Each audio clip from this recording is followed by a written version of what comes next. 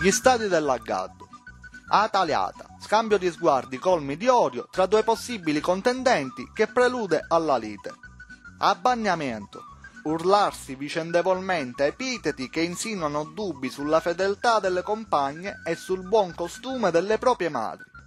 Ammottamento, spintonamenti reciproci con le punte delle dita verso il petto dell'avversario per allontanarlo dal proprio spazio vitale, seguiti da eventuale urlo "allascati", cioè allontanati. Timpoleata, evoluzione dell'ammottamento, che consiste nell'usare il palmo aperto della mano mirando verso l'epicentro del volto avversario.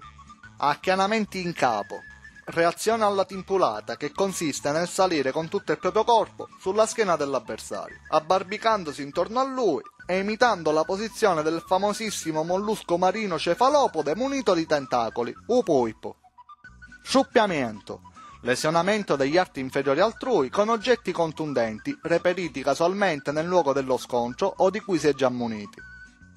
Acciuncamento, privazione tramite sciuppiamento dell'uso di uno o tutti e due gli arti inferiori del rivale. Tagliatina a rifaccia, utilizzo di oggetto tagliente sul volto altrui per modificarne il sorriso o farglielo proprio sparire. Esito duplice dello scontro. Ospedale, cioè l'ospedale, è l'esito incerto se l'agguato si ferma alla fase della tagliatina a rifaccia.